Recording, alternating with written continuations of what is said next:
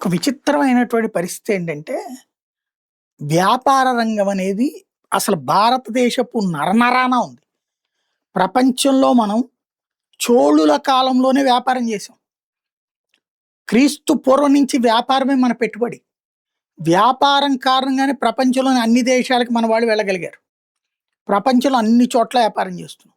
మన దేశంలో ఇప్పుడు వ్యాపారం అంటే ఒక నిర్లిప్తత, ఒక నిర్లక్ష్యం, ఒక విసుగు వచ్చేసింది.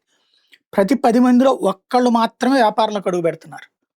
అందులో మహిళల సంఖ్య 10లో ఒక్కటే అయితే 8 మంది మగవాళ్ళలో ఒకళ్ళు మాత్రం బిజినెస్ ఎంట్రీ ఇస్తున్నారు.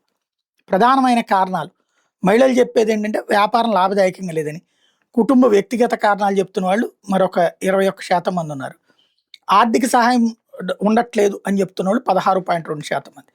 పురుషులు ఎందుకయ్యా 8లో ఒక్కళ్ళే చేస్తున్నారంటే వ్యాపారం లాభదాయకంగా లేదని చెప్తున్నాడు 30.3% మంది.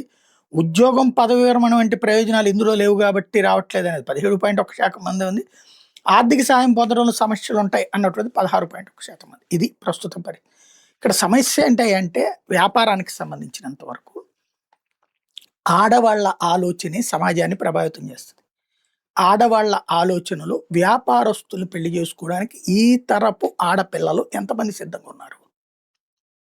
Below middle class, above middle క్లాస్లో కూడా పెద్ద పెద్ద సమస్య ఏమవుతున్నదంటే వ్యాపారస్తులకి వద్దు, నాకు ఓ సాఫ్ట్వేర్ ఇంజనీర్ కావాలి, నెల నెల ఓ 2-3 లక్షల రూపాయలు చేతిలో ఫిక్స్డ్ ఇన్కమ్ ఉండేవాడు కావాలి, 1,00,000 నుంచి ఆ పైన ఆ కెపాసిటీని బట్టి. అంతే తప్పించి బల్క్ అమౌంట్ సంపాదించేవాడు నాకు కావాలి, సాయంత్రం 6 ఇంటికి వచ్చేసేసి నన్ను తిప్పాలా, శని ఆదివారాలు బయట తిప్పాలి, ఇది వ్యాపారంలో కుదరదు. వ్యాపారంలో పొద్దున పోతే రాత్రి దాకా షాపులోనే ఉండాలి. ఆ తర్వాత మళ్ళీ సెలవుల రోజుల్లో కూడా వ్యాపారాలు జరిగిపోతున్న రోజు కాబట్టి కుదరదు.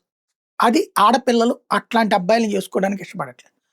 మరి ఇక ఎంత చదువు ఇదే, ఇంత సంపాదన ఉండి ఇంత ఆస్తుండి పెళ్లి కాకపోతే ఎట్లా అన్న ఉద్దేశంతో అబ్బాయిలు బ్రాహ్మణ్యము, వ్యాపారము ఈ రెండిటికి ఆడపిల్లల ఆలోచనే అతి పెద్దదైనటువంటి శాపం. అందుకే తగ్గుతున్నారు.